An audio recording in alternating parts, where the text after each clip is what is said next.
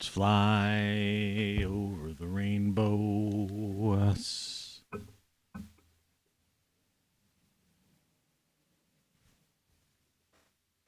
Why, then, oh, why can I?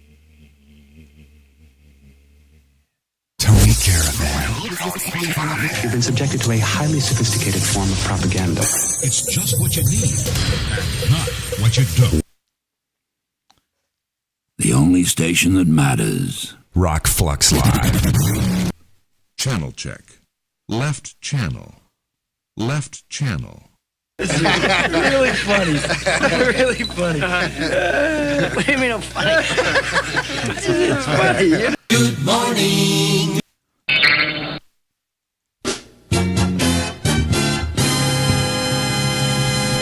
And a good morning to you.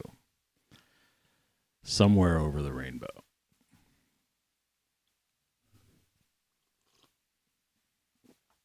Coffee.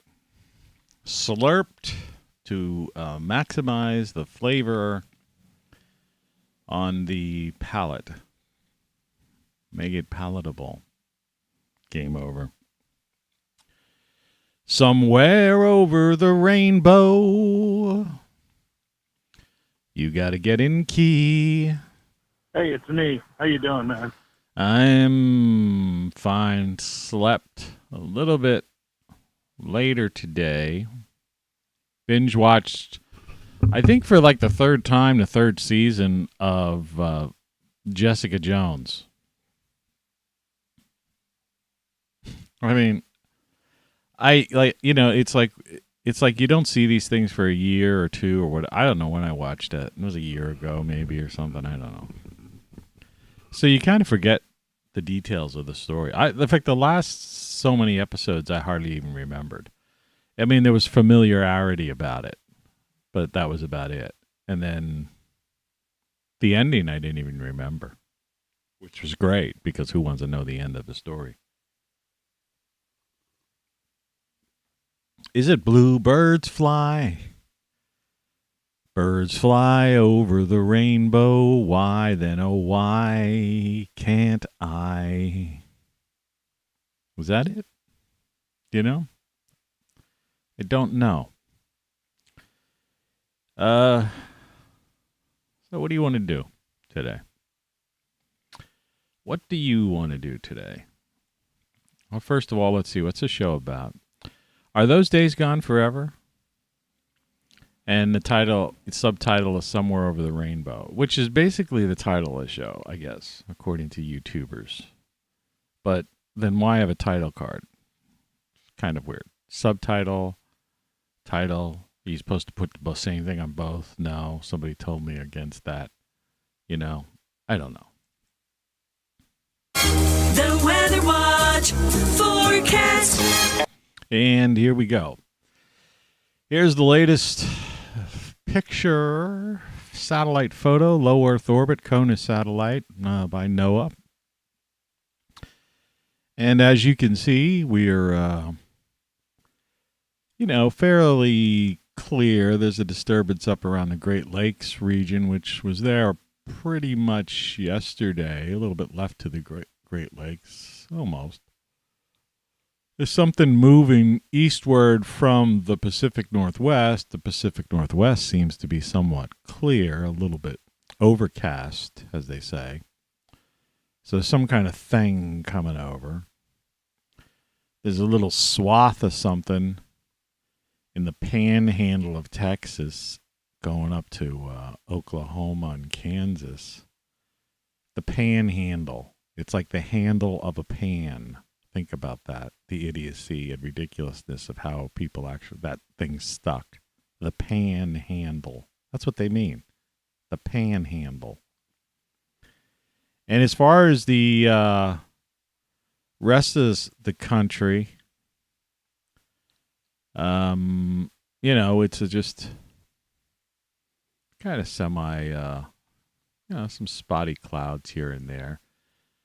My so-called neck of the woods it's currently outside.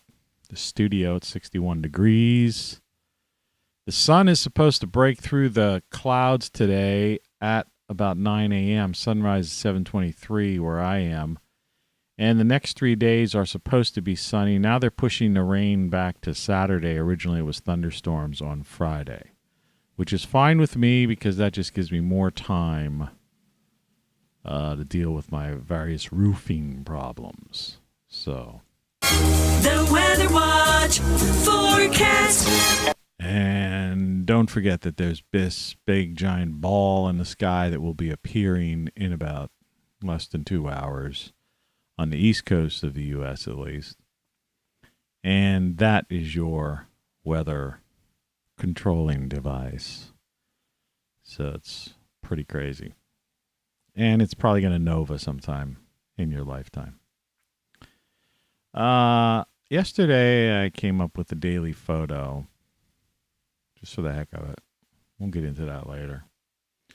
And I found this thing on the news the U.S. as a third world country, time for an election monitor, opinion, Newsweek. I'm not even going to take that any further. I was going to put the news up, but, you know, like I say, what good is the news? I think the past two shows we've gotten more or less into this idea. I'm going to pour some coffee now if you're wondering what I'm doing.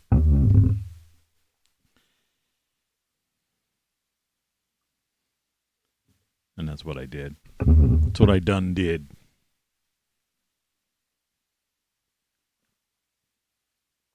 Used to be some guy down in Louisiana. Used to have a cooking show. Well, that's what I done did. Put some onion in there. I mean, the guy you just looked at him and you go, man, how's this guy still alive? He's eating so much of this greasy food, and he's like, you know. But, you know, people like that, they end up living forever. God bless them, as they say. Somewhere over the rainbow, bluebirds fly. Birds fly over the rainbow. So, what is this? You know, those radishes were looking really good, but they're starting to get leggy, stringy, and falling over, which is kind of pathetic. I found this picture in a folder yesterday that, you know, for some website that I had been doing for somebody before, but I never used it. And, you know, and it's kind of like you got the hippie chick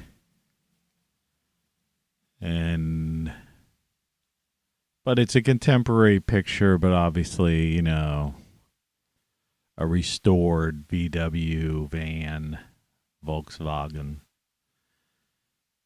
You know, and the question is, you know, a bunch of people in close proximity to one another. You know, are these days gone forever? Or is it really just up to us? It's like freedom is fun thing.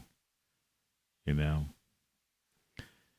know, or is, you know, the idea of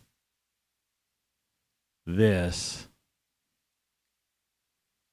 solitary appreciation, you know, of nature, of life, reality, and in my case, the female form.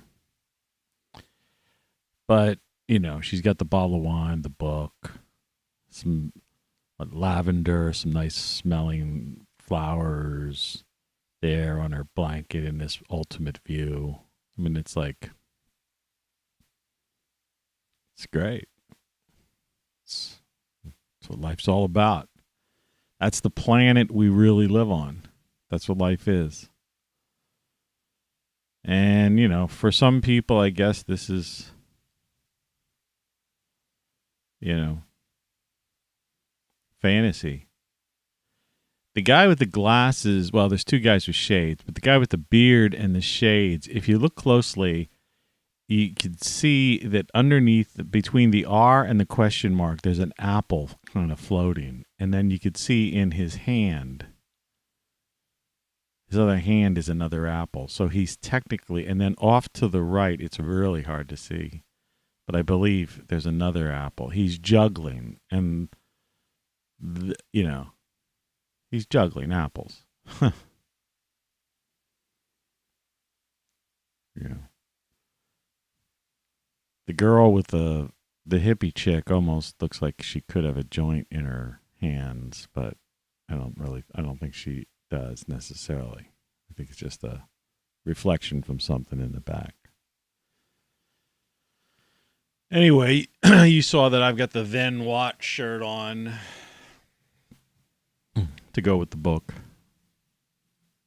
over yonder. Are those days gone forever? I mean, freedom is fun. Game over can enlarge itself a little. And yeah, for some reason, our trusty little lava lamp just is like, gives us a couple of little lava lamp things, and then it just dies. Before it was at least going on for a while. I don't know what's going on.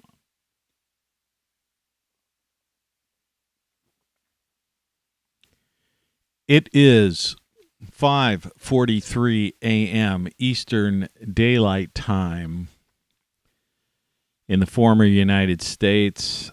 It's October 12th. It's a Tuesday, calendar year 2021. And most people, I don't know. I glanced at YouTube, the various YouTube things, title cards like mine. I kind of look like a guy who just kind of semi woke up. I did. But, and I was going to put up some of that. I was going to put it up, but it was just too weird. Just too weird. I don't like to get into those critical things. I was always that type of guy. Like when I was younger, I'd get together with somebody, and I was always, it's like, I think Woody Allen did it once in a movie. I forget if it was Annie Hall or Manhattan, one or the other, one of his classics.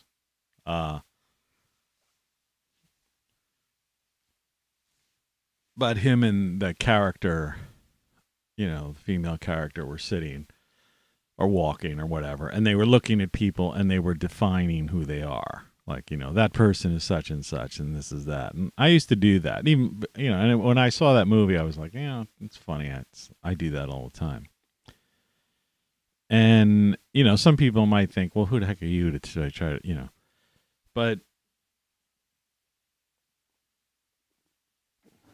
I don't necessarily do that anymore, but it is kind of, I don't know. It's, in one regard, maybe it's like kind of a writer's thing. It's like you define people as a character, or try to, you're always searching for characters or trying to figure out characters, that kind of thing. I don't know if that's it or not, but it's why I never liked posers. And like YouTube, is like, well, social media is the ultimate home of posers. It's like it's created, there always were these people that were like so-called posers, right? Strike a pose. But, now it's somehow social media has brought posing mainstream.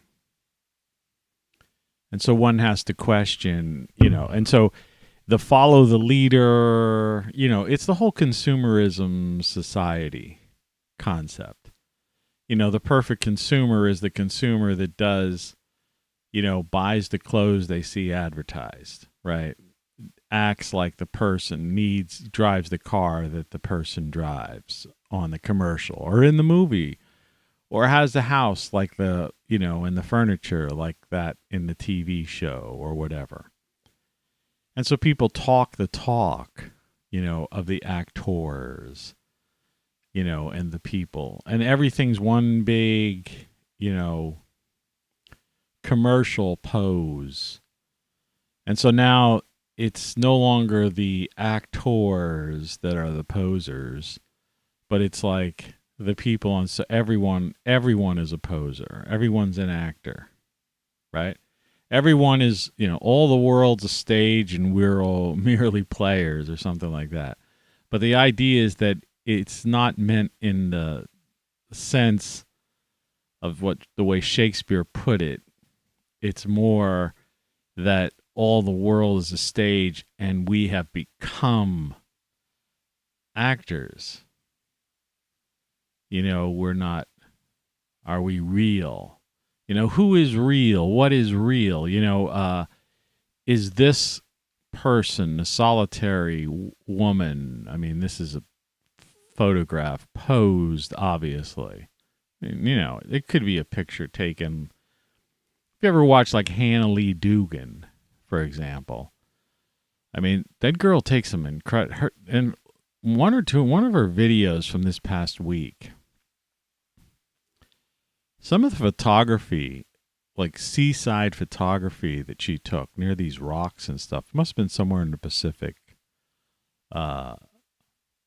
Northwest, or Northern California. I don't know where it was, but, wherever it was. It wasn't the East Coast. It didn't seem like East Coast to me. I could be wrong. She doesn't really get into locations. Sometimes she'll spout out something.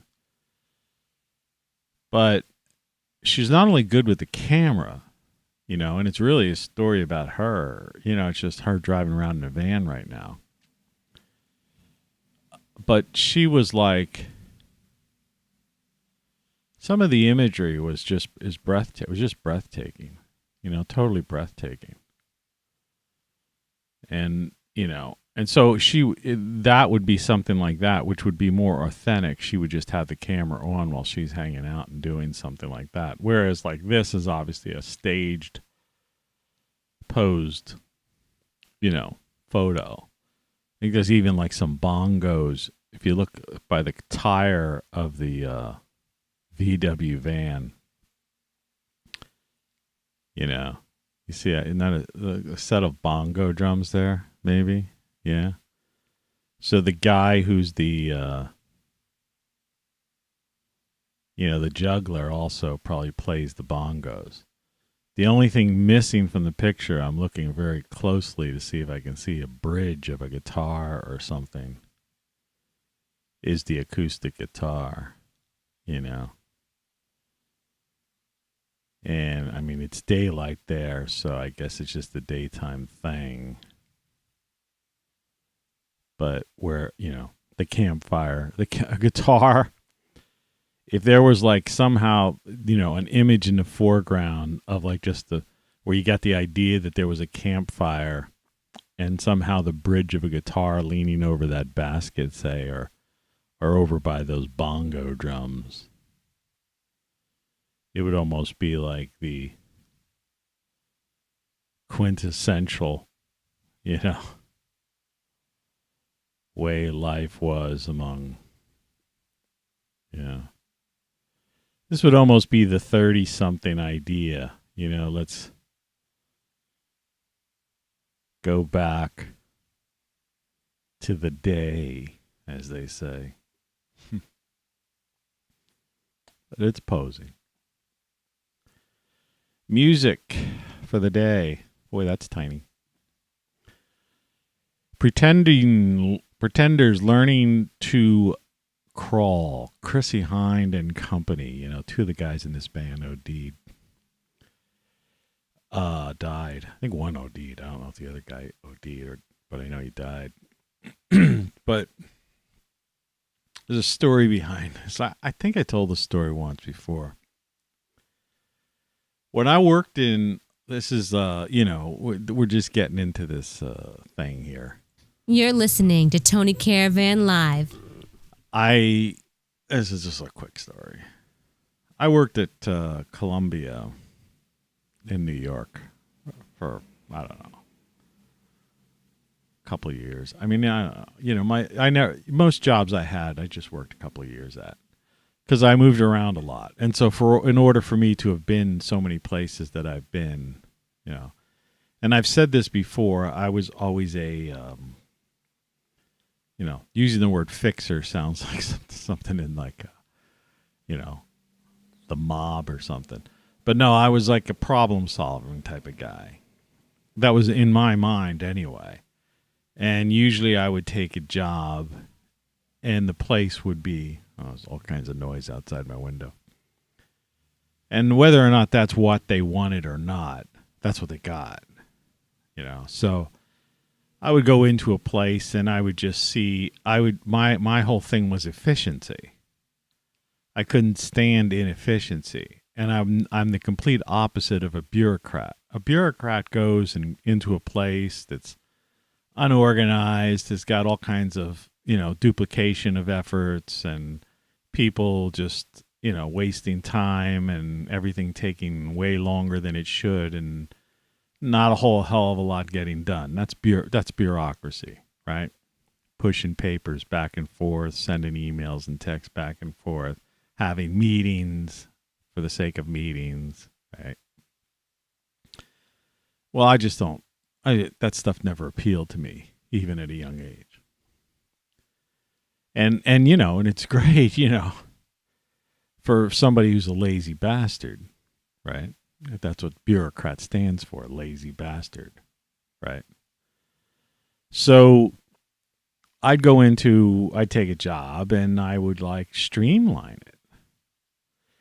I don't know. I think it was somebody else. It wasn't me. It was somebody else who said this, but it's like some of the more successful people are lazy people, or some of the most productive people are inherently lazy. Something, and I'm totally paraphrasing the concept, but the phrase. It's true, because the idea is, it's not laziness in a sense of not wanting to work, but it's the idea of an end goal of freedom, because freedom is fun, right? And not have to do the anti-repetitive task type of thing. And to me, that's human nature. You see, that was the advancement of civilization, the march of time, the march of humans, humankind, so to speak. Every civilization that ever rose to the top was basically spearheaded by that concept. The idea was to make things, not to make things better for the sake of better, was to make things better to have more time, right? Some might say more free time, more freedom, but more time to do other things. And inevitably those other things, it became an endless pursuit in many instances. But in a job situation, to get back to the specific story, we're not going to lose topic here. Coffee's already getting lukewarm.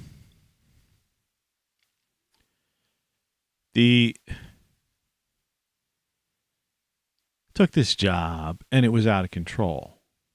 The layout, like where they had their the way where they put, this whole everything about it was just like it was the very definition of inefficiency, ineffectiveness.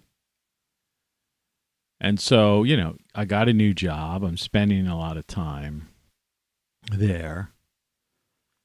And I'm focusing on, while I'm doing my tasks,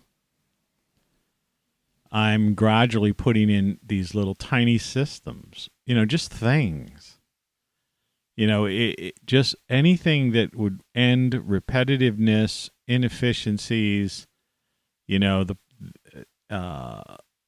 open the door for errors, misunderstandings, people not being able to have access to the information they need, so that someone has to constantly be asking someone something as opposed to it just being somewhere. And, so I created those systems, right? Because I was the supervisor guy. Production supervisor. All right. And so I went on and on and on. And as time went in, the thing started running like usual, like a fine-oiled machine. And it was a job, so I didn't have to be there on the weekend. When we didn't do anything on the week, we were a 5-day. I'll tell you, it was the publications department of Columbia University. It no longer exists. The Daily Spectator was a newspaper. We published a daily city newspaper in New York City, in the Upper West Side. Our paper was like very, and of course we had Columbia Journalism Department, the elite, one of the elite journalism schools in the country. So our paper was it was red, and it was big, and it wasn't like a 4-page little, you see some college newspaper, some tiny little thing. No, it was a full size. It was a frickin' newspaper. And we also did other things. We put out an annual book, the Columbia Guide to New York. That was like a thick book. We also did, oversaw the Law School Journal. And we also did, if you remember that show Fame, the movie Fame, we did that for the high school for the performing arts. We also put together their student newspaper for them, and we used to do things, everything from my department did everything from resumes for students to publications, flyers, and other things for anybody who wanted to come over to, Spec Graphics was called at the time, Spectator. We had a graphics division. And so I actually physically remodeled the space and made the place very efficient. On the weekends, I was living in a penthouse, but it was like it was a weird timeshare type of penthouse. You could almost call it. It wasn't intentionally supposed to be. The heat's on. It's actually hot in here today, and I have like 2 layers on. Because it's 10 degrees below the temperature I have my thermostat set at. So I'm just telling you this story, so I guess You're listening to Tony Caravan Live. For someone listening to this as a podcast. I used to just go down to Cape May, New Jersey on the weekends, put it that way. Because I had this deal with this guy where we had this penthouse. We rented this penthouse on West 57th Street or something. It was one of those classic streets. Wasn't that the street?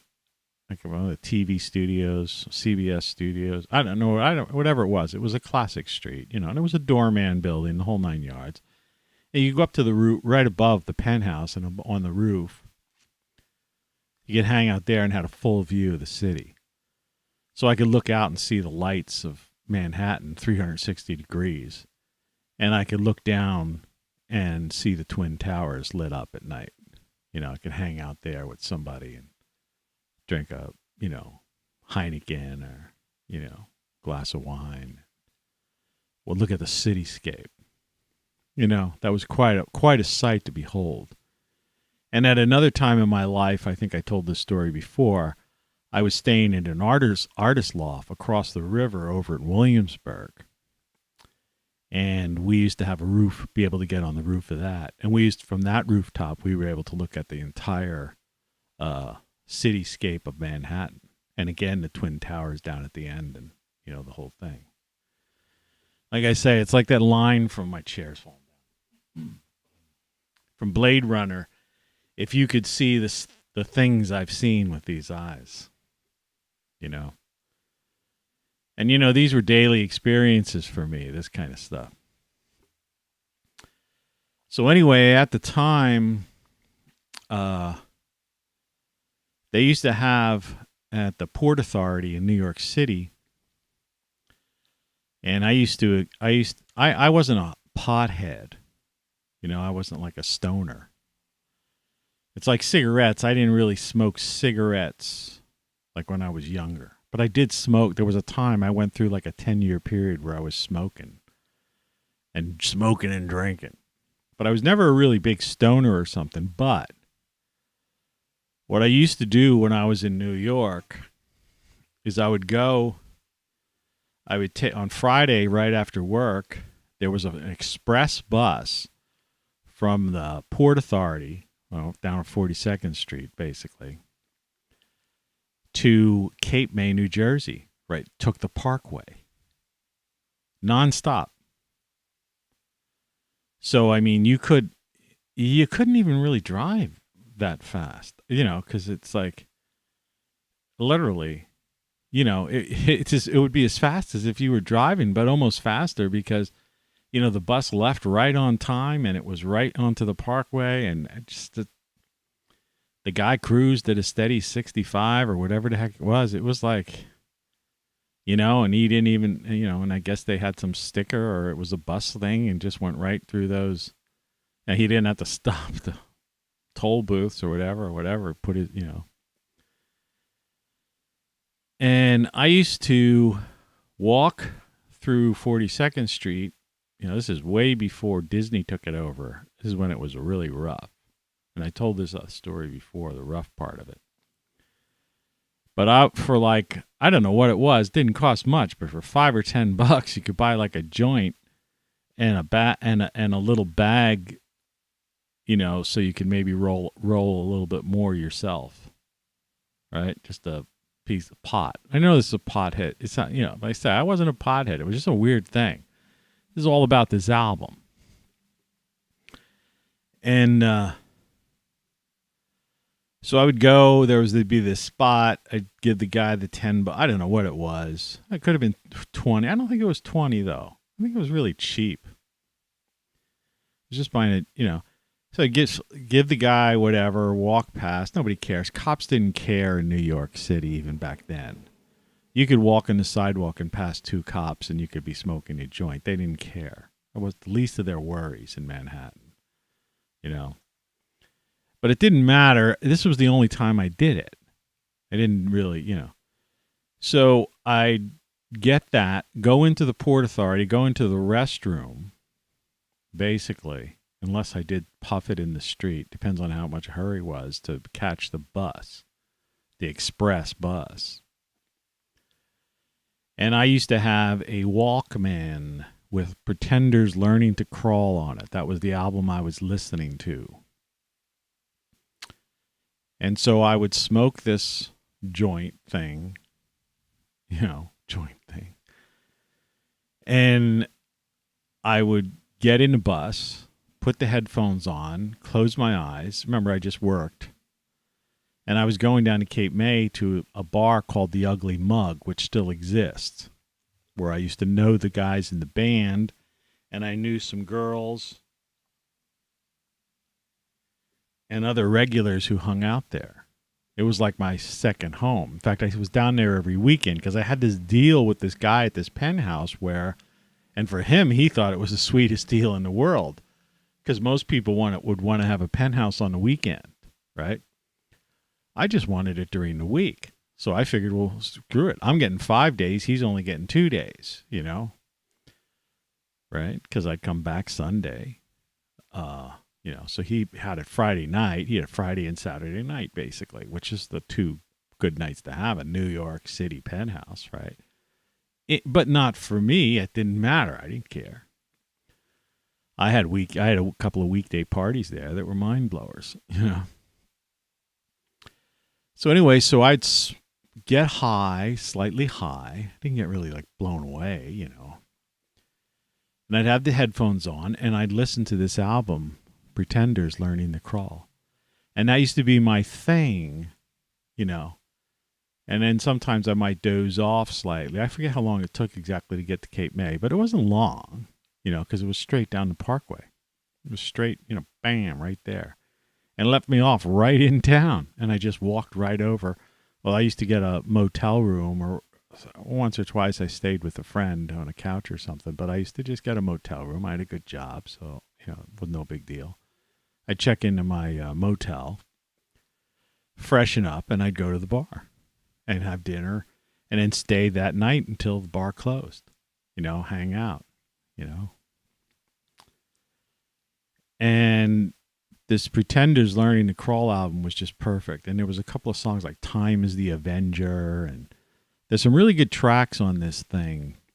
And it just really made that trip, because, so like the whole first part, like right when I was like, I guess you would say peaking, with this, being high, being stoned, so to speak. But like I say, not out of my mind, just a little high. Listening to this in headphones, stereo. It was perfect. And then I guess I might have like just dozed slightly, almost napped a tad, after, since it was the end of the Friday day of work. And I would just get down there, and it was beautiful. Freedom is fun, And I go back to work, and my job was like, I had that thing down to like a streamlined so much that towards the end, I used to go into work and I would just like put my legs up on the desk and stuff. And so eventually I just gave in my notice. I said, my work is done here, literally. People said, you're a fool. I can't tell you how many times somebody I worked with at various jobs said, you're a fool, man. When I used to say, I think I'm leaving, I'm putting in my notice. But it would be the same thing. I go, my work's done here. I can't just sit around. I'm not a bureaucrat. I've got this place operating like a fine-oiled machine. And, I need something to do. Like in New York, I was starting to go and just watch movies in the afternoon. And it wasn't like I was like doing something I shouldn't be doing. I was in charge. I was the boss, so to speak. And and we were producing, and actually we had become more profitable and more effective, efficient, and, all that stuff. And I still had time to spend with students who, to this day, I've had students who have complimented me on, helping them out, as far as, being a role model, so to speak.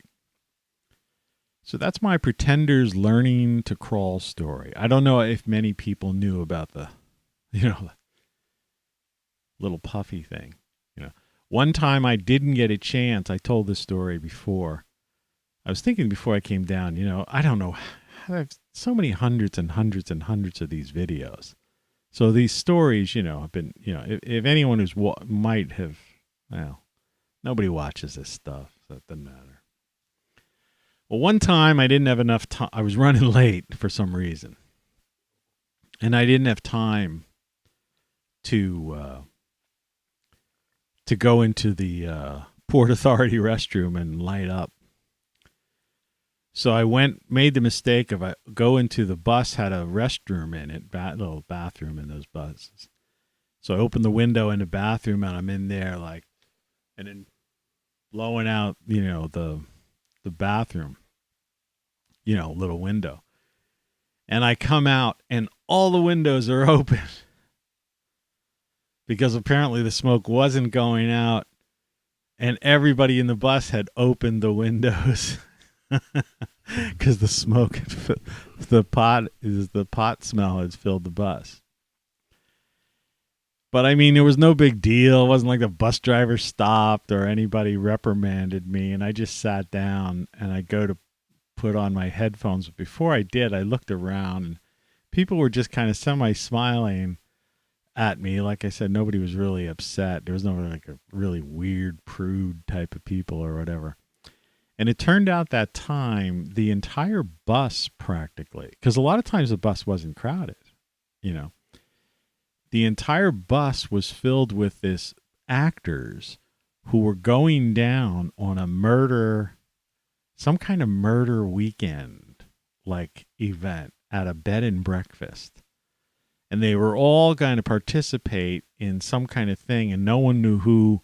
It was like a live whodunit at a weekend at a bed and breakfast down in Cape May.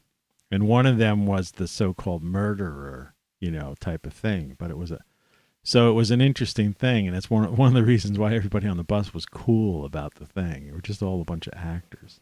I've had some crazy, you know, experiences in life. I mean, it's like one day. That's like one day of, you know, I don't know how many days, the days of your life, like that soap opera. Come on. This thing bothers me, this microphone. I'm starting to get like frustrated with it, which I'm not really a big frustration type of guy these days. Anyway, Pretenders Learning to Crawl. Chrissy Hine, man. You know, she's kind of comes off as a tough chick, but, you know, man, what a babe. Anyway, that album is really good. And if you ever just want to listen to it, and you don't have to be high to listen to it. It's not like Dark Side of the Moon or something. I highly recommend you visiting or revisiting Pretenders Learning to Crawl. And again, it's one of those things that you could just put it on while you're doing something around the house or going somewhere or driving or whatever you do, and listen to the whole thing from beginning to end, because it's not just like a couple of tracks on there were hits, because Pretenders were, you know, were hits, but it's not like they're single. They had an album called Singles, right? But I mean, no, it's just it's a good thing. Pretenders, Learning to Crawl. That's that. You're listening to Tony Caravan Live.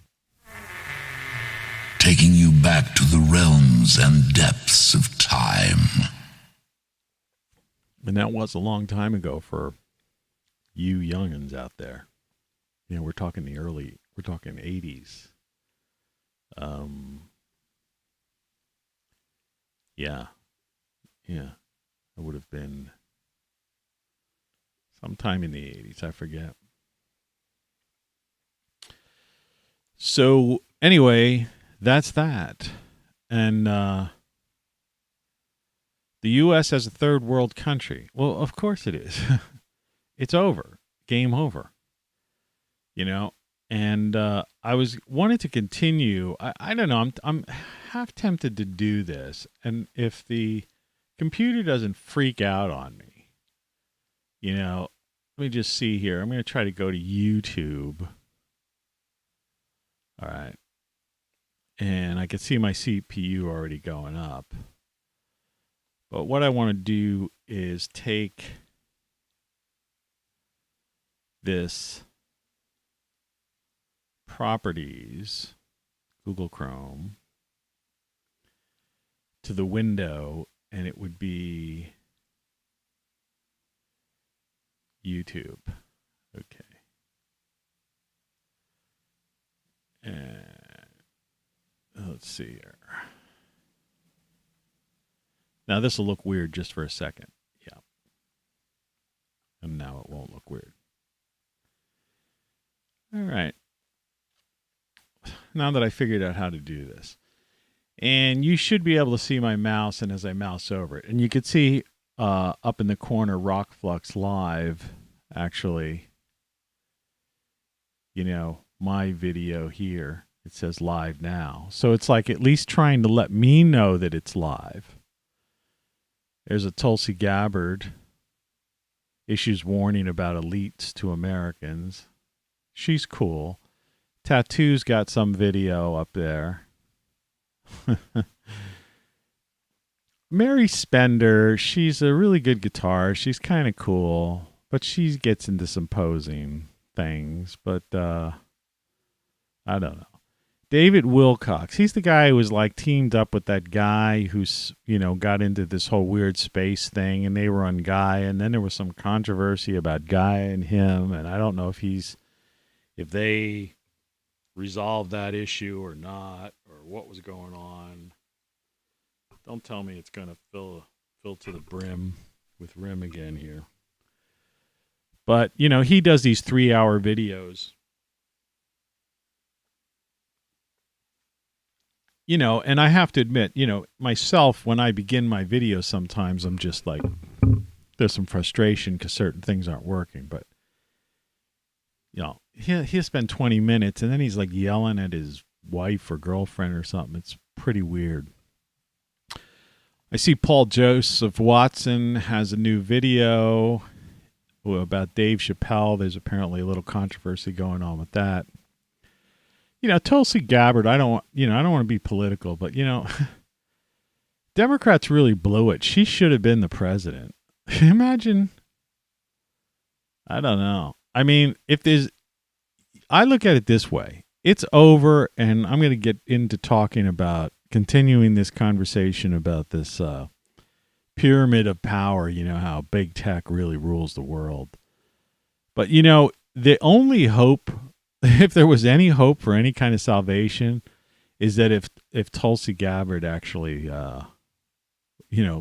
came in, at least there would be some, that would postpone the inevitable. Then you get these DIY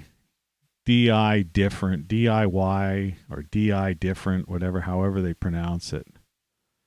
And, that's a very odd. I follow them, but they're just they're strange. They're out there. But here's a video on the left-hand side. If you could see my mouse, just moused over and shows the planet change. A Pluto collapse confirms stellar explosion mechanism. This is Suspicious Observers. This is Ben Davidson's site over here. I highly recommend, if you don't understand what I'm talking about when I get into this stuff, telling you that the sun is going to, explode, nova. Sorry about that. That's what I'm talking about. Then you have this guy here. You see where the hand is drawing? Meant for, look how he puts in a parentheses and there's an X there and it says meant for animals. BBC debunks, and I'm not even going to say the word. This guy is a total fraud, and he has 423,000 views. This guy doesn't know his ass from a hole in the ground. He's a total idiot, right? And, Sky News Australia over here, they do a pretty good job of giving it to this guy. That moron. I just thought I'd take a look at some of the stuff that's happening. And if you want to see, I don't know if you ever watch Russell Brand's video channel, but, he had one yesterday, not this one here that's listed about Bezos. He had one talking about some dude from Walmart who's trying to build some city, some Telos or some ridiculous city. I think he copied it from like a Star Trek episode. The Telosians or something. Out in the desert of Arizona. But you got to watch that. Russell Brand, I would say 9 out of 10 of his videos, he really has it together. But these are the cards. And then there's Rick Beto there, the guy here with the white hair. And, I have to tell you something, and he's posing. Right? I like the guy. I mean, he's a talented, producer, musicologist, all that kind of stuff. But, too many I can't stand posers. That's what I was talking about earlier, these YouTube posers. And here's this girl, this is old. She has 7.3 million views. And if she's monetized, this Gabriella, she plays this a classical guitar, but she plays, like rock songs on it, just on this couch. She's a cute little girl. I don't know how little she is, but I mean, she's like, she can't be more than 20 something, early 20s, and tops. And she's a great guitarist, great classical guitarist, but she plays these rock songs. You should check her out sometime. I'm just giving you my little view of things. Tucker, Candace Owen, Breakdown, Kamala Harris. Dude. Computer predicts end of civilization in 1973. Oh, here's Hannah Lee Dugan over here. See, like these, this was some other girl. Sometimes she like will visit somebody and she'll do a camping, some dude or somebody, but this is, I didn't see this one yet. This was yesterday, I guess. But some of the imagery she has is just out of this world. Out of this world. Here's a more authentic looking Mary Spender there. At least it's not that posed. Let's see what else is here as we look down. The YouTube universe.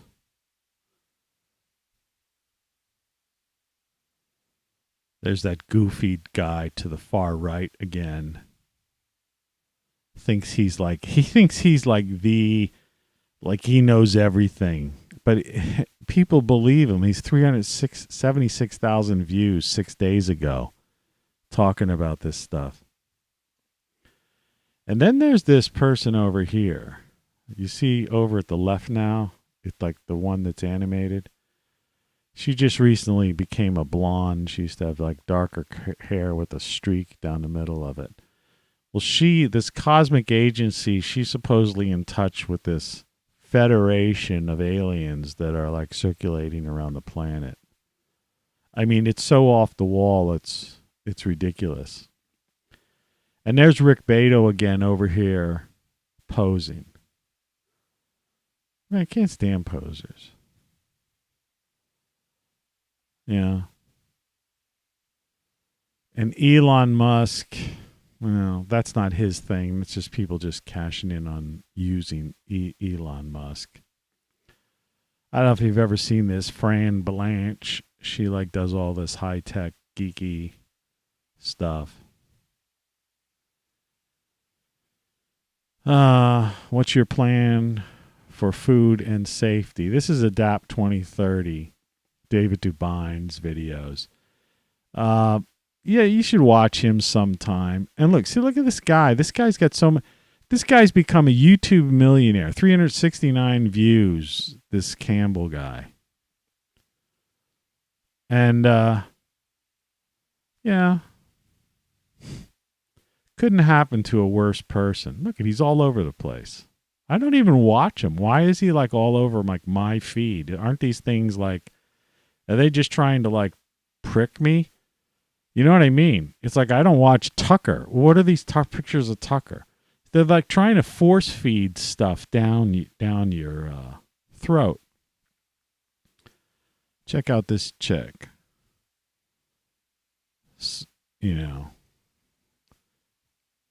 Oh, right. And there's Laura Cox. That's not a great picture of her there. Just the card. She's definitely not posing, but she's hot. She's hotter than hell. This one right here that says play all. She's hotter than hell. Lauren Southern. She's worth watching sometimes. She's a little too serious about things. She's still a true believer. Right? And let's see what else we got here. And look at the depths of... Oh, Elise Trow. You ought to check her out sometime. She does some interesting stuff. This one right there with the head sideways.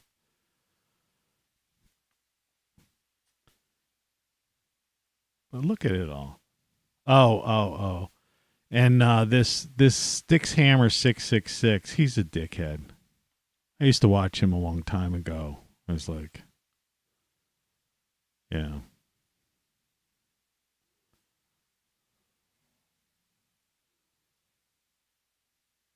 And there's the Lauren Southern from 4 years ago being a poser. I don't know. Yeah, a picture of Biden. It's ridiculous. So that's your YouTube universe, you know. I'm just going to close that window and get back to this. I'm assuming, oh yeah, I could see. You saw it. So, because there's a time delay in my monitor. So that was fun.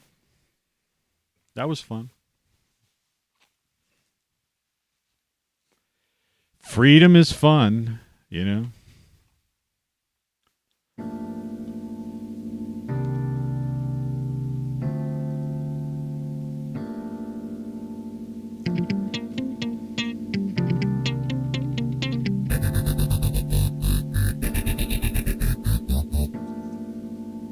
You're listening to Tony Caravan Live.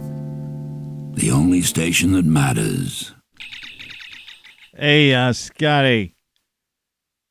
Did you see that picture of Kirk looking at the new Captain Kirk on the YouTube thing we did just a moment ago?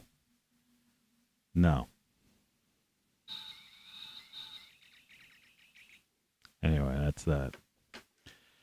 So let's get into, that was a glorious waste of time. No, it wasn't. I thought it was pretty cool. A lot of people aren't really aware of that stuff, you know. And everybody gets a different view of YouTube. And, you know, most of us, you know, we end up just looking, you know, if people who look at YouTube, I don't know what that looked like. You know, for somebody, you know, tiny on a little tiny smartphone, you know, which is like looking at YouTube on a smartphone is like, I don't know what. Doing anything with a smartphone is, you know, to me is ridiculous. My smartphone's been turned off since yesterday afternoon at around 1:30. It's not even on. Right? Not even on. I haven't even turned it on today. I don't care about that thing. But what I want to do is continue the conversation on your papers, please. On the power pyramid. And this isn't, again, you know, if you didn't see the last two episodes, then I have to specify this. This isn't the pyramid power. I'm talking about the power of the idea of using the geometric form, because humans tend to use a pyramid structure mentally, you know, hierarchies, you know, it's a common human construct, visualization, geometric visualization tool, right? That's why we have pyramids the world over, right? It's not because there were aliens in South America, Central America, you know, in Southeast Asia and, you know, Egypt, Africa, and everywhere else. I mean, there may well have been aliens in all those places. And we may well be, you know, but that's not the thing.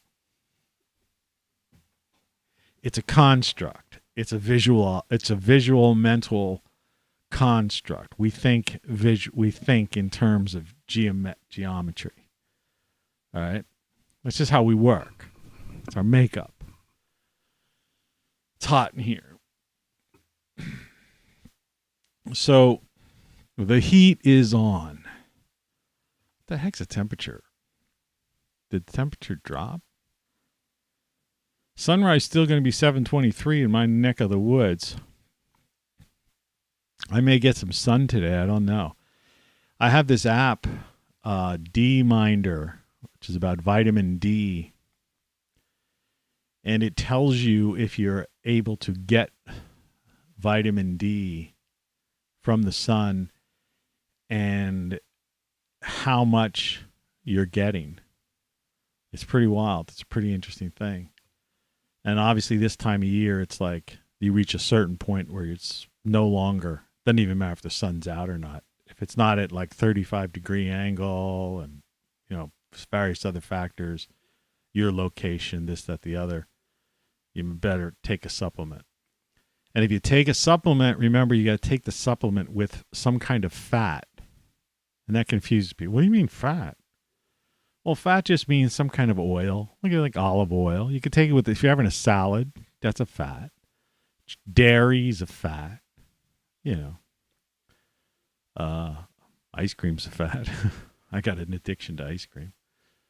Or soup or anything that's, because it gives you, you'll get, excuse me, 53% or more absorption of the D3 if the supplement is taken with a fat. The same goes for turmeric and black pepper. You have to take turmeric with black pepper. And in that case, it's also more absorbed if it's warm. And the same with lycopene from tomatoes, fresh tomatoes. So putting some fresh tomatoes, buying a tomato in the store is real risky because it probably came in a refrigerated truck. And when you refrigerate a tomato, you kind of like destroy the lycopene. So you're almost better off if you're into get help. This sounds crazy. But to buy one of those 49-cent cans of tomato sauce, generic tomato sauce, and add that into some kind of soup or stew, and then that gets warm, because those tomatoes, excuse me, were heated up and they were put in that can, and unless that can was refrigerated, there's no reason to believe that lycopene has been, minimized. So remember absorption. The same goes with vitamin C. There's something different about that. I don't know too much about that. We can check that out real quickly if we wanted to. Let's go to new window. Okay. Optimal, they don't like these words because they think we're all morons. Optimal absorption of vitamin C. And what I have to do here, let's see. You're not seeing this, so I have to put this capture on. And change the properties so that you're going to see this. Hold on a second. Google search. And I know it looks crazy there for a second, but just hang in there. This should work. Nature made. What enhances vitamin C absorption? Our body readily absorbs the nutrient from animal sources of foods as compared to plant sources. Also takes zinc in a smaller dose to absorb it more efficiently. Pairing zinc-rich foods with protein also increases the chances of absorption. Do you see what I'm trying to say? Excuse me. Here's another one. What's the optimal intake of vitamin C? Now, I don't know if I click on this, if this is going to, let me see if that's going to come over and change or not, or if I have to go back and change to this station. No, good, it's working. All right. I'm still learning how to do this, proper use of this thing. How to absorb the maximum amount of vitamin C and zinc from your diet. They're crucial, for your immune system. That whole preamble was useless, so let's get down to the facts. Let's see. C plays a role in healing wounds, disease, free radicals. Okay, come on, get to it. Recommended daily allowances. Taking more than 2,000 can lead to gastrointestinal distress, so don't try to overdo it. Study suggests your body's capacity to absorb vitamin C decreases by 50% when we take more than 1,000 milligrams. It's best to take vitamin C in the raw form, as heat and light can destroy the amount of vitamin C in a particular food. Excuse me. So unlike what I just talked about before, where you want to heat tomatoes, heat turmeric, you do not want to heat vitamin C foods, okay? And cooking can also make the vitamin seep into the liquid and not consumed, and then get stir fry or blanching are the best ways to preserve vitamin. Also, try to eat fruits that are ripe, as contain the maximum amount of vitamin C. All right, let's see here. Zinc is a trace mineral. All right. Pumpkin seeds, zinc in meat.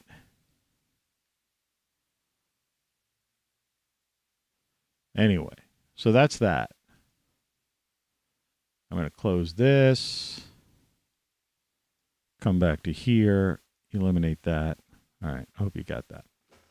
So the idea with vitamin C is, what my takeaway from that is that I wouldn't take more than 1,000 milligrams of it. And if you're taking foods rich in vitamin C, which I know as a fact, believe it or not, limes actually have more vitamin C than lemons.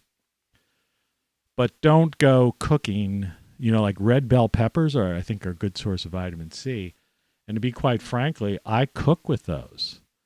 But a lot of times when I'm chopping, doing my prep work, I'll take the corner of the piece of a red bell pepper because I like the taste of it, and I'll just put that in my mouth. So fortunately, at least I've been getting that, But I've been frying more or less putting my peppers in with my stuff. So, beware of that. And, if you know somebody who's a nutritionist, or do your research, be advised that, just popping pills. Like I say, there's people that just sit in the morning and they've got a whole row of pills, and there's my C or my multivitamin, my zinc, and my, D3 or whatever. It's no. First of all, try to get it naturally in your foods. But if you are taking a supplement, particularly in the wintertime, like with D3, because otherwise you get it from the sun. The sun's your best source for vitamin D3. Plus, the sun activates all kinds of receptors in the human body. But to boost your immune system and other things, healing power of the sun. We are this planet. We are just like we're carbon-based life forms on this planet, like the trees. We're also sun. We're like the plant. In a sense, it's a photosynthesis type. It's not photosynthesis, but it is a photosynthesis type of process. Is the sun gives us life that way. So you could say it is photosynthesis, just not the technical word that we describe how a plant synthesizes the sun. But the human body synthesizes the sun into vitamin, so in effect, photosynthesis works for us too. So things people just don't talk about, but they're very important, And so food, how you consume the food, what foods you consume, and the temperature of the food is very important. And if you're into supplements, be aware, some cold, some hot. But if you're just some guy said in a video one time, it was a doctor or a nutritionist or something. He said supplements in general are a great way for the wealthy to piss away their money. And anyone who's taken a lot of vitamin C, is realizing you're literally pissing it out. And like that was saying, if you're taking mega doses of this stuff, thinking you're going to get yourself, safe from the thing, it's like, over 2,000 milligrams, you're actually causing more damage than good. So, A word to the wise is sufficient, as some teacher used to say to me when I was a kid. All right, my coffee tastes like crap now. It's cold. The cat's somewhere on the premises. I'm hotter than hell. I'm going to take my... Oh, that's that Hawaiian shirt. Take my Hawaiian shirt off. Put that over there. The heat is on, and I just need to be like a little bit more comfortable. Ugh. Anyway, so here's the deal. The power pyramid, this geometric structure of the way things are. Big tech rules, is in charge. It literally rules the world. Okay? There's the cat. So we may get a glimpse of the cat on the camera today. You want to come down here? Come on down. You want to say hi to the people? Or are you just going to hang out there? We talk to cats on the show. How's it going, buddy? That's right. Here. Coffee. Come here. Don't grab on anything like that. Just come here. Ew, don't be such a fool. Say hi. See? Look at the eyes on that cat. Look at the pretty kitty. You want a purr? No, you don't want a purr. Okay, go back to your spot. There you go. You got a spot? There. Have a seat. Excuse me. So anyway, don't mind me doing this. I have to. It's hot. Which is nice, you know. I mean, it's nice that it's hot. I like being warm in the wintertime, you know? So anyway, you have this, I don't know if the cat somehow gave me too much light. I don't need all that light.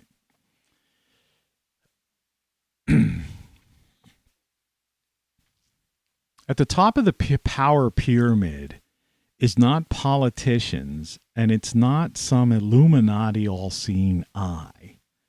Okay? Like these goofballs on YouTube, which we just went through, like to you know, the posers and the YouTube millionaires, you know, people make a fortune on this, who are trying to sell you VPNs as if you can have privacy in this world today. You cannot have privacy. There is no privacy. All right. So, big tech rules. I mean, it's just the way it is. Big tech and big data. I was talking to someone yesterday. I was explaining they were job interviewing or had job interviewed or were pre-screened by some algorithmic thing. You know, they do this now. And it was some company, and they were surprised, the individual was surprised, saying, these algorithms, you know, it said I was not qualified before it even, allowed me to proceed or asked me. And I said, because it's big data. Those algorithms know everything about you. And in an instant, they could have total awareness instantaneously of your entire, online, presence and your offline presence. And so if you're applying for a job at a specific place to do a specific task, in a certain field, without getting into specifics, if your history, shows that you have no qualifications, no experience, or no involvement, or anything to do with that sort of industry, company, whatever, service organization, the algorithm is going to instantly pick that up. And that's what the algorithm is there for. And that's what big data is. And that's how Facebook and Twitter and all these places make their money by selling big data. All right. For some reason that scared the somebody away. I don't know why people are afraid of this, right? When I talk about stuff like that, somewhere over the rainbow. They leave. Somebody was there and they left as soon as they heard that. it's like they're afraid to know that they are known, you know?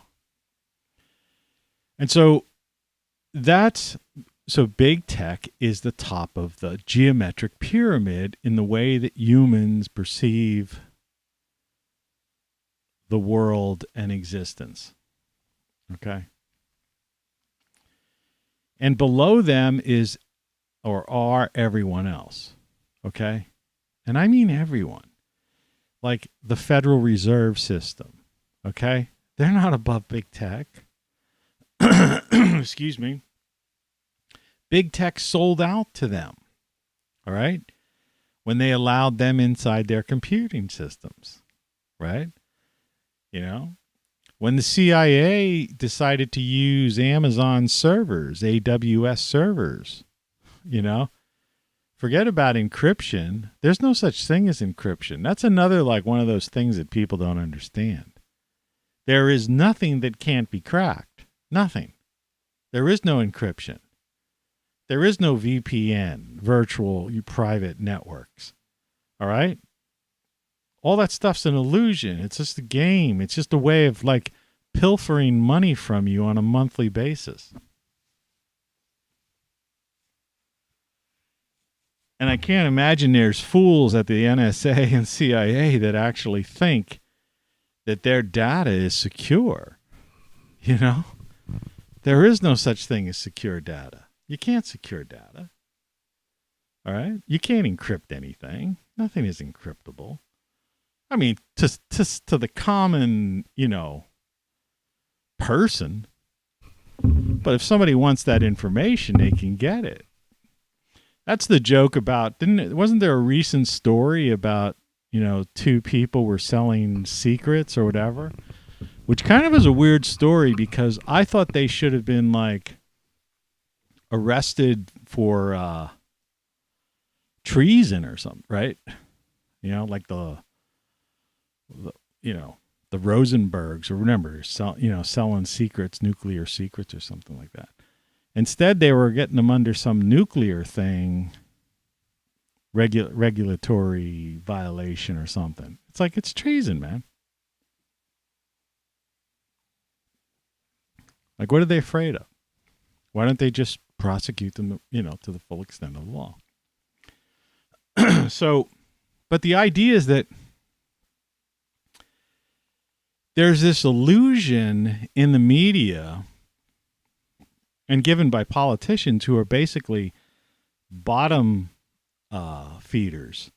You know, they're just they're like catfish type of, you know, the bottom of the aquarium, you know, they suck the scum off the rocks at the bottom of the aquarium. That's what politicians in the media are, in this pyramid shape, right? This geometric shape, right? Up here is big tech, right? That's why a lot of people call this a technocracy. I call it a corporatocracy because it's in its entirety, it's a conglomeration of corporations, all right? Basically, it's like an organized crime. That answers to this organized crime syndicate, more or less, right? But, you know, that the reason that other people use the word technocracy is that it's accurate. And everything below that has to answer to the technocracy, has to answer to big tech. Because big tech controls big data.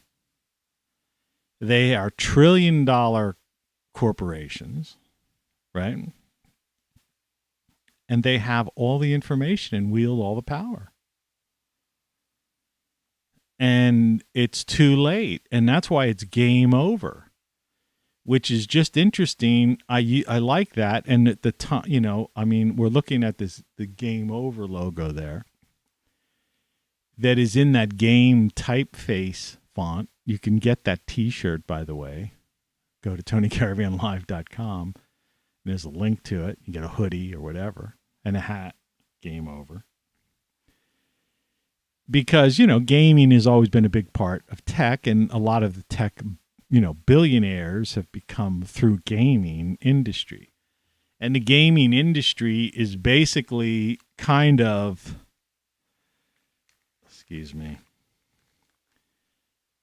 merging with virtual, we talked about that a couple of episodes ago, virtual reality, augmented reality. So life is becoming a game in a sense. So when I say game over, right, that's the understanding that there is no such thing as politics, politicians, or any of that anymore. And so that's why this article that I pushed up a little while ago, the U.S. as a third world country, time for an election monitor. Well, it's way too game over, man. It's way too late for that. The U.S. is a third world country, okay, for practical purposes, not for everyone. Freedom is fun for those of us who are free. Right? And if you want to do this, you can still do this. Right? And even though this is a posed thing, the reason I have a question mark there, those days gone forever, is that not really. We saw Hannah Dugan, right? I was talking about. Check out her videos. She's going out on these adventures in her van. And she's doing this kind of stuff herself. I do that kind of stuff myself, So, it's not like total game over, right, in that regard. But generally speaking, you have to understand the hierarchy, the structure of the planet as it is right now. And you also have to be aware that the sun is our biggest fear right now, is the biggest, it's the albatross. It's the, sword of Damocles that's hanging over our head. Okay. And that's just, that's reality. So what is the thing, someone would say. Well, yeah, so what? So what is up to you is what it really matters. Because freedom is fun. If you do what I do, you're free.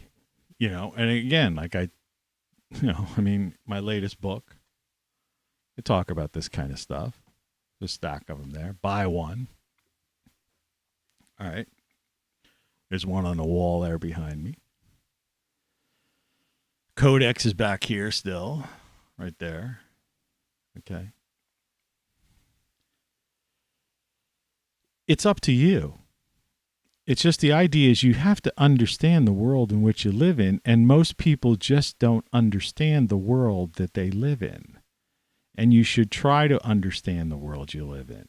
Who wants to live, it's like, do you want to walk into a room and a dark room and not know what's in there? You trip over something, Is there danger ahead? Will Robinson? The answer is no. You want to know what's going on. And I'm just describing the world.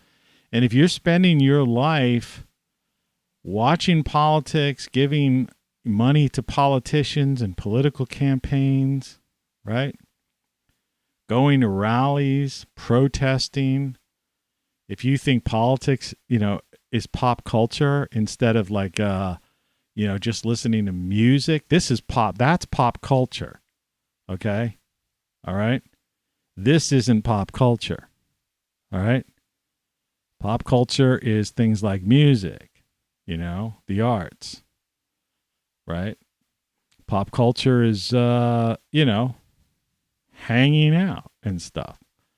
The things you're doing. In other words, the VW van is pop culture, in a sense. Right? Fads.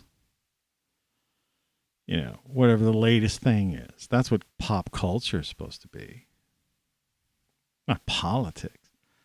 Politicians. And this national and worldwide obsession with newsreaders.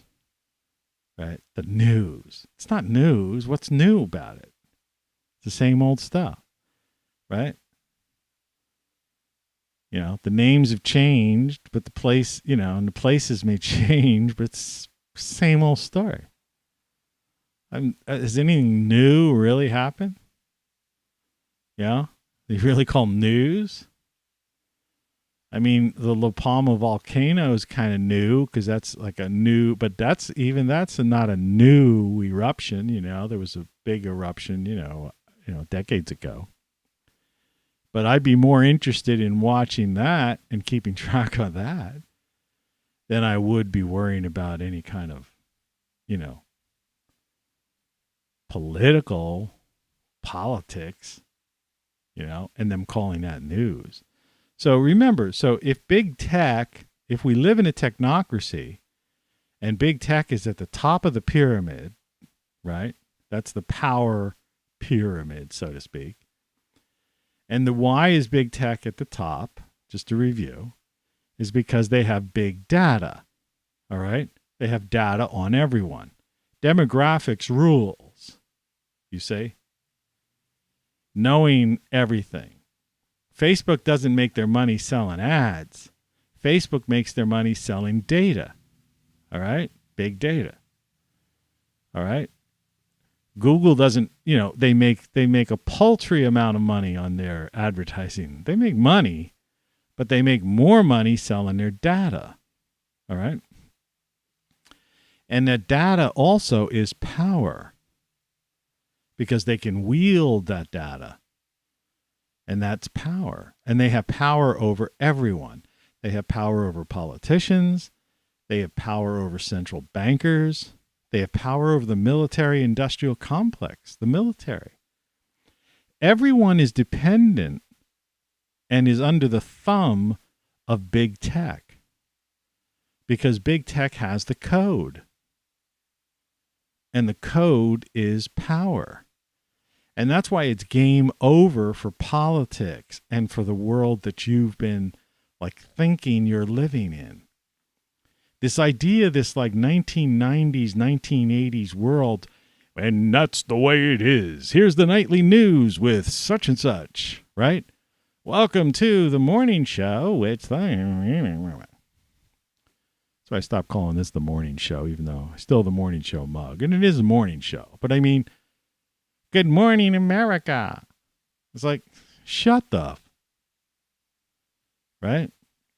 It's just not the way it is. They're selling you a bill of goods that's about 2 or 3 or 4 decades old. That's not the way the world is now. It's a technocracy. All right? And the power that these guys wield is just unfathomable to the average person. And so if you're wasting your time arguing with family members or people on Twitter, if you've lost friendships, if you run the risk of getting fired from your job because of you've taken a political stance, you're a fool. You're an absolute fool. Because none of that stuff matters. That's not the world. The world is run by is a technocracy. It's run by an organized crime syndicate, basically. It's like that story I showed yesterday about the Taliban. They were still getting money from the U.S. and still are. And the idea is, but they haven't destroyed the poppy fields. So Afghanistan is still the #1 producer of heroin in the world. And so the U.S. is giving the Taliban money. Why? So that they don't destroy the poppy fields. Because that was the original plan, That's how we ended up over there in the first place. The Taliban was going to get rid of the poppy fields. See, people don't understand that the world's run by an organized crime syndicate, and that organized crime syndicate happens to be a technocracy, and it's big tech, and they have all the data on everybody, and they are trillion-dollar corporations. My face is itchy. And so, and they have the code. They have the code to the central banks. They have the code to Bitcoin. like I say, people think nobody has any concept of Bitcoin. They think it's like secure, right? It's not. They don't even know how it began, right? So with that much power, you have to understand that everything you know is wrong. And you don't know what you don't know. And it's game over. But freedom is fun. And you can still have freedom. And you just have to exercise your freedom. And once you get out of this idea of getting caught up in this crazy world that is being put before your eyes by the media and the politicians, who are basically scum suckers. Do you understand? They're like the lowest form of life. They're like taking the rocks at the bottom of the aquarium and putting them in their mouth and like sucking the scum off of them and then like putting the rock back out. That's what a politician does. Right? That's what the media does. Right? They're just like, they're bottom feeders. They're nothing. And so what does that make you if you elevate them above you, right? If you have the cult of personality. So when you look up to a politician and the politician is a bottom feeder, where are you, man? You are like what? You're under a rock in an aquarium. Right? You're scum under a rock in an aquarium, and you're looking up to a politician to clean that rock you're under. I mean, that's basically the gist of it. So what's in between that pyramid? So if you've got big tech, big data on the top of the pyramid, right? The all-seeing eye. See, think about that, right? See, the all-seeing eye isn't this Illuminati type of thing. The all-seeing eye, the total information awareness isn't the NSA, the CIA, isn't some government conspiracy theory idea. The all-seeing eye is big tech,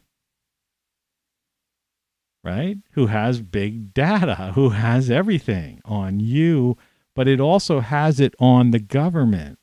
The government got itself into a real pickle, and it's too late now. That's what I'm trying to say. It's game over. I'm not just talking to you as a person, right? As an individual who has a job or is retired or whatever your case may be. No, it's game over for the head of the Central Intelligence Agency and for the President of the United States and for senators, congressmen, and local politicians. See, they don't understand. They are underlings in this technocracy. So they don't want to admit it, and they think, "Oh, we have backdoors, and we're involved in this. DARPA invented the internet." Well, guess what? Surprise, surprise, surprise, right? Surprise, surprise, surprise. You think you know, but everything you know is wrong. You have no idea. Silicon Valley has the goods on you. Facebook proved it the other day. They pulled the plug on their internet. They literally disconnected from the internet. And people don't understand that whatsoever. And I have to repeat this. I said it the other day. This microphone is reached a point of where I don't know what I'm going to do. I have to literally take a handkerchief. It's like it defies all logic. Right? It defies logic. How could it happen? Just work. Just stay there. All right, back to Facebook. Okay, people say, okay, well, Facebook was down for hours, down for almost a whole day. They disconnected themselves from the internet. It was a power play. This is while some woman was trying to be a whistleblower or something, saying that they were doing this, that, the other. Stuff that everybody knows they're doing, or you should know. I mean, what kind of secret is it about technocracies? You know, I don't get it. Like, how do people, at Congress, they sit there and they ask these questions, right? Of these people. It's like when they talk about, the thing, even Rand Paul gets on when he gets into these things and people applaud. Man, he asked, boy, did he get that guy, roast him. But it's like, yes, I guess it's nice that he did it, but I mean, who didn't know that? Like I say, what's news? Where's the news? Right? Of course we know that guy lied, right? I mean, we know the FDA lies because all you have to do is when you turn on TV, you see an ad for a drug, and then a year later, you see a lawsuit against the drug company. So if the FDA approved the drug, and a year or so later, there's an advertisement on TV from a law firm saying, if you use such and such, contact the law firm of, well then, what kind of track record do these people have? So what's new? Where's the news? Right? It's like, when you read the label on a thing, Food and Drug Administration, and you look at the food and it says pure, I told you the other day about that stuff I drank. And I unfortunately drank it for years. You look at the front of the can and it says pure green tea with ginseng and honey. Right? That's the whole labeling. Big. Right? Green tea, ginseng, and honey. Right? Well, if you turn it over and put the magnifying glasses on and look at the ingredients, it says contains high fructose corn syrup. Well, that was approved by the FDA. You can get things that say pure honey, and they don't even have to list that it contains high fructose corn syrup. Did you know that? The word pure. How about organic? These fools out there buying all this organic. I gotta have, I know people that are like organic crazy, right?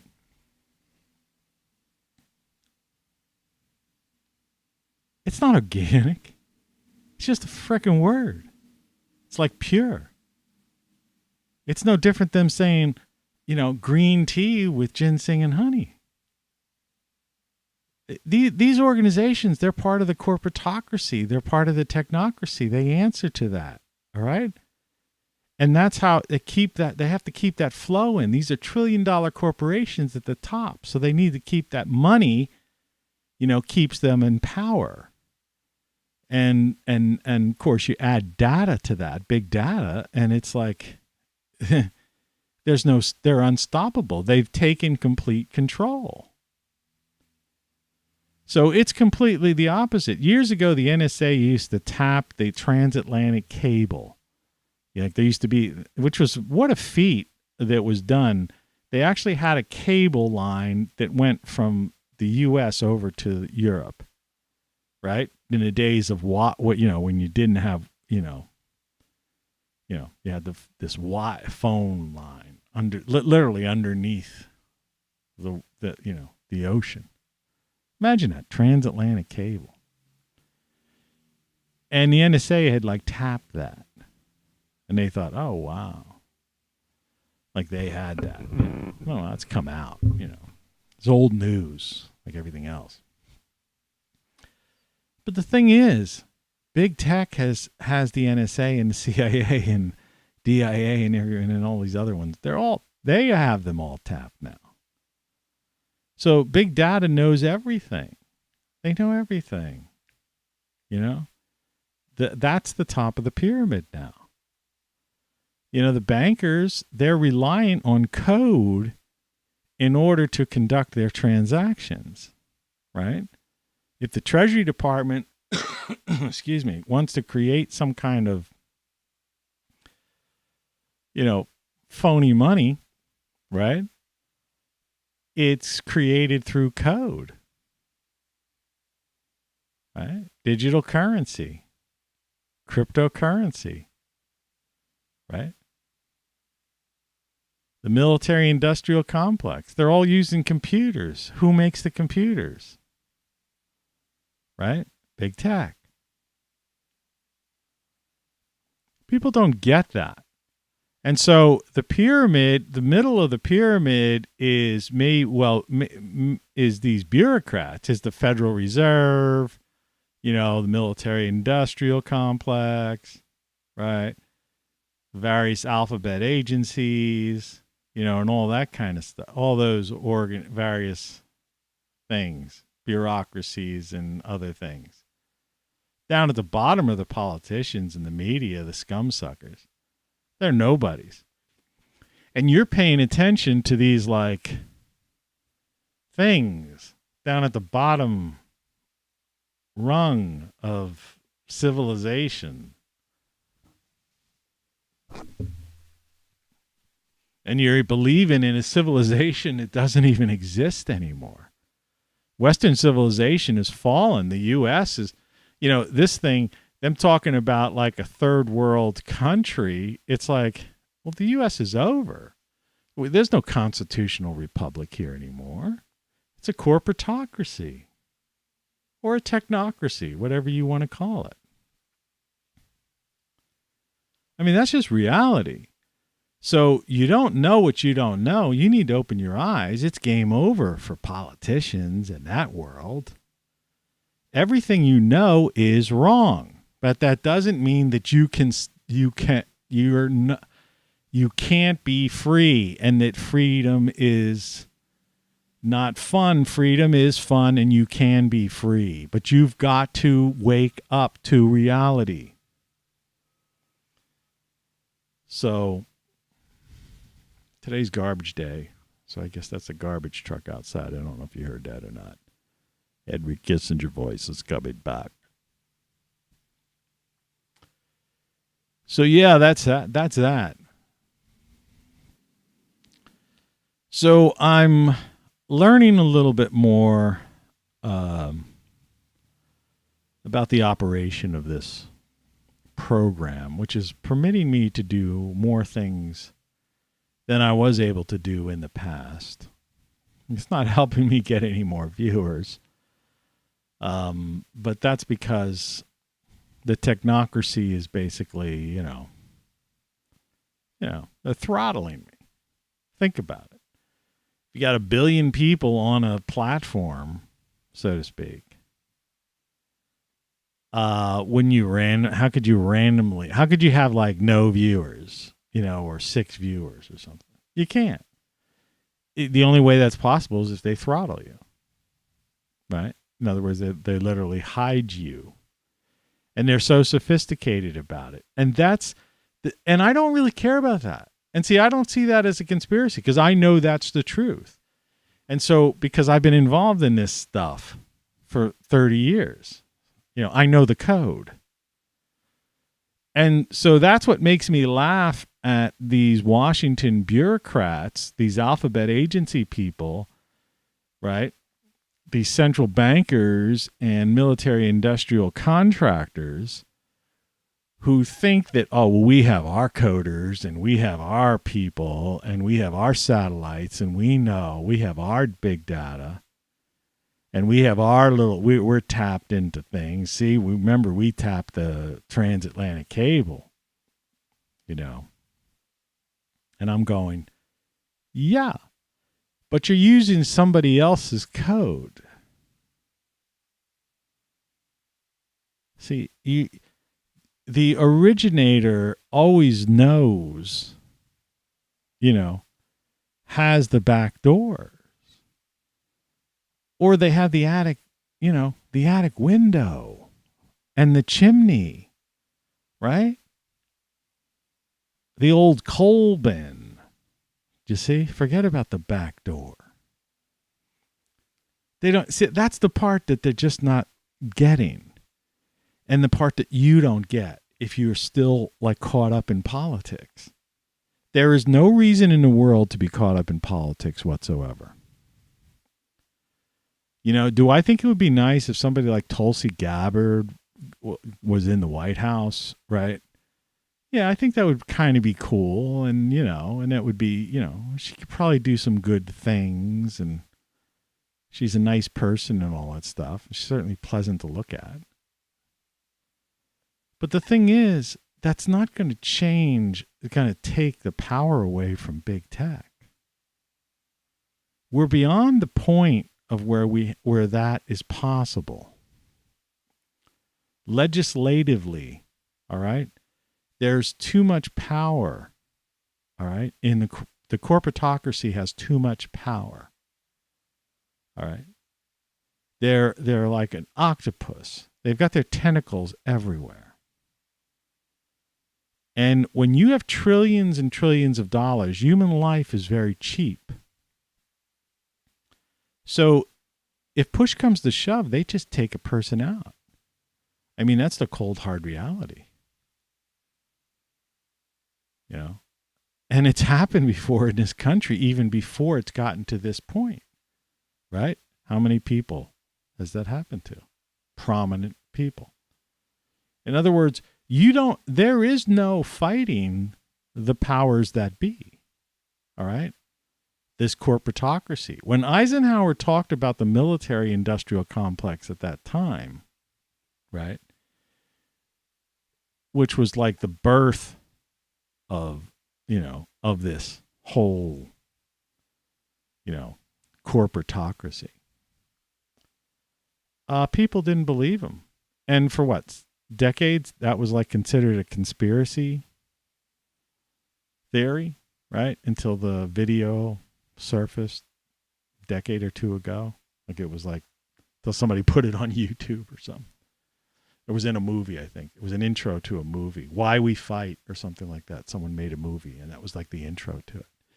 And suddenly people go, wow, I thought that was a conspiracy theory. But what they don't understand is that those contractors are big tech. See, in other words, Boston Dynamics that's created those ridiculous robots, right? And that works in tandem with these alphabet agencies and the DIA and DARPA, right? So in effect, that are supplying these high-tech weapons to the Pentagon, all right?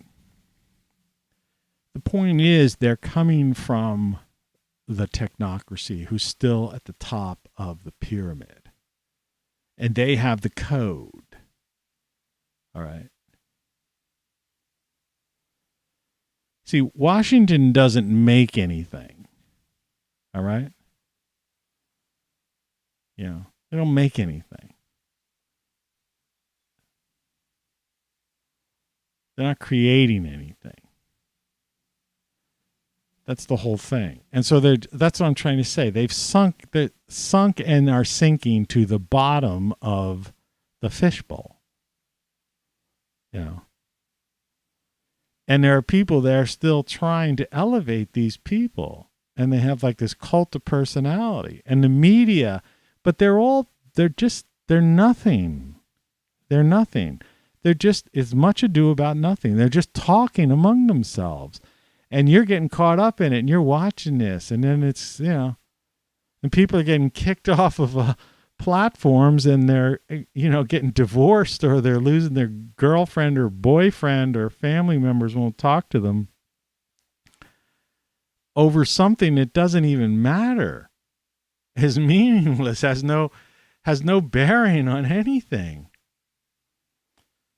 You know, like I say, the Constitution giveth and the terms of service taketh away. Everything you know is wrong, and you don't know what you don't know. And for a long time now, it's been game over. That was proven under the last presidency. Like I said many times, you can't drain the swamp, right? When all there is a swamp, when it is a swamp.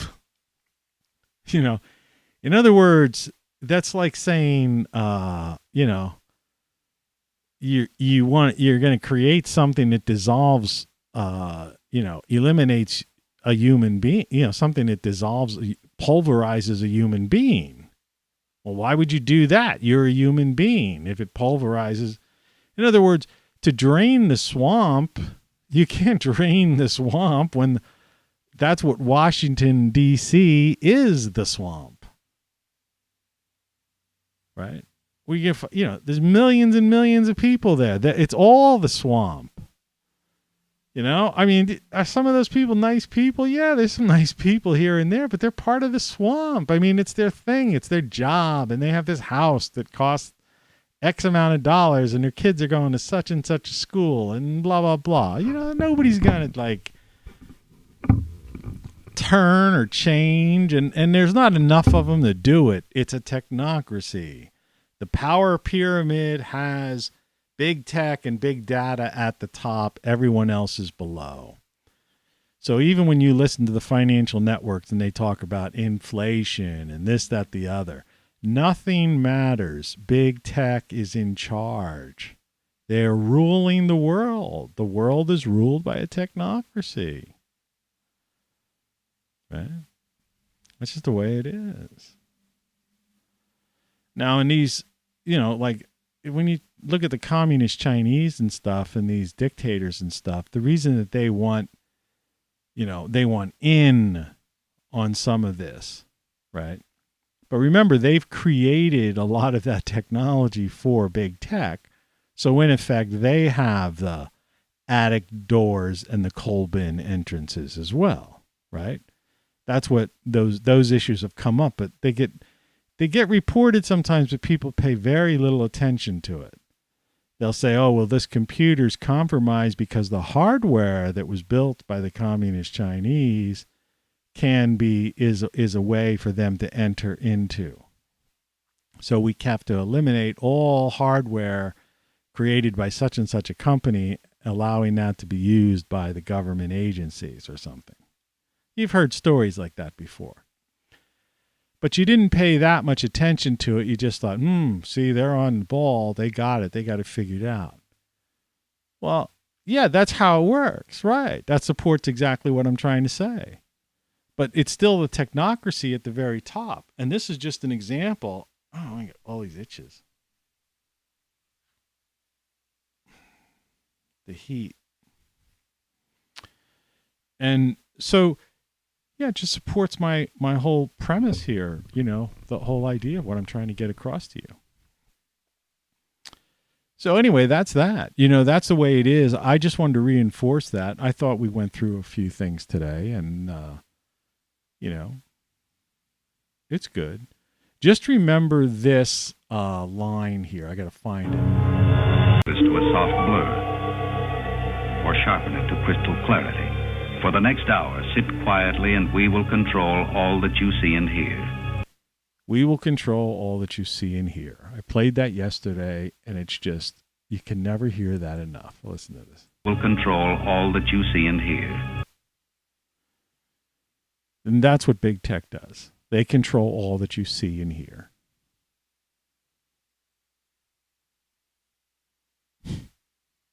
And everything you know is wrong. Because you're being manipulated. You don't know what you don't know, but I'm telling you, so you do know. So get the shirt and wear it, you know. Then what?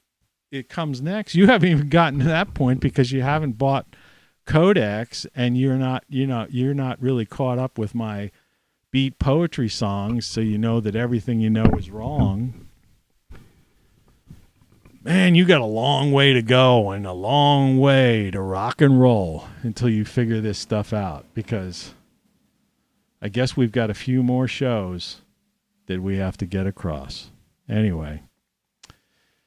Good morning. Thanks for watching. Go visit TonyCaravanLive.com, ROCKFLUX. Buy a shirt. Get something from Great Solar Stuff. Get my book, Then What? The print version. It's available on Amazon. There's a link to it on my website. Or you can go to TonyCaravanLive.com or TonyCaravanLive.locals.com. All right. And if you do that, in fact, let me do this right now. I'm going to do this. I'm going to add this to this. TonyCaravanLive.locals. Okay. And just give this a little more space. Make sure there's enough.